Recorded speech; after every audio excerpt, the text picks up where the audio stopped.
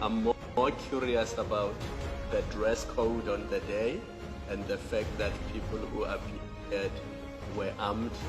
Just give us a general picture. Is that normally how your team dresses?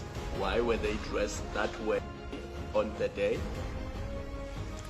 Although we have to now display our tactical strategies in public, but commissioners, as we're investigating and this picture coming together, then we start realizing that we now have to move from being a service provider to society to becoming a force in order for us to prevent the El Cadors and the Mexicos to happen in this country.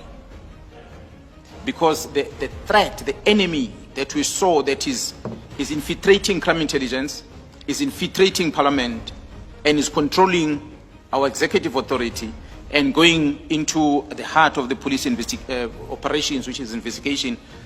To date, I'm speaking to you, the Matlalas and the likes, if you go and see the record of cases withdrawn against Matlala, and you really realize that you can no longer wear a tie and face this fight. So this is a fight that requires, for one, to apply the tactics that is learned over years. And one had to draw on experience I had in the task force of saying, how do you deal with a terrorist? And because as I see it now, I think this is terrorism. This is people who want to take over government, not through the ballot paper, but through these criminal activities. We must protect those goals to the voting station. Political parties exercise their rights, they vote, they appoint government. But if government is going to be taken in this fashion, it cannot happen under our name. So it's for that reason that we wanted to communicate a message to South Africa that we are ready, and communicate a message to this drug squad, politicians, the executive, police officers within law enforcement agencies, that we're ready for them. I said when I presented earlier, I knew that I've got a target on my back. So for me, maybe you'll forgive me in saying this as a Zulu man.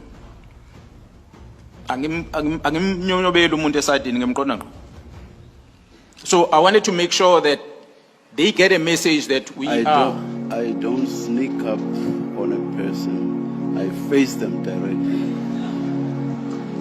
So Commissioner, we were pushed to the corner that for us to counter this, what is happening, let's draw attention of South Africa for them to realize the battle that we're about to face. And it is a battle, I must say, as I said, when we put that screen, that they are so-called experts, they are so-called forensic investigators, they are so-called journalists. There's a whole lot of people that are spreading news, feeding the narrative that has been perpetuated by these people in town. We have people in the organization that when the case is open, they take the docket and they keep it in their office and they don't investigate it. And we have evidence for it.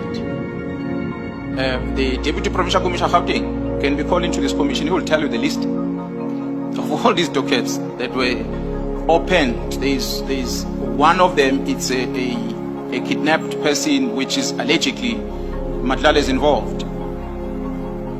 That docket was in Gauteng, but an instruction came from the head office, the General Spears office, that we want that case docket. That docket is sitting at the head office. The mother of the kidnapped son, or the missing son, even contacted me because she can't find closure. And now we begin to see that who are people implicated, the Matlalas, and these investigations have been suppressed. We therefore cannot sit back, commissioners. We must take off our Palaberam shoes and take off our blue uniform and wear boots and go and face the enemy directly. So the short answer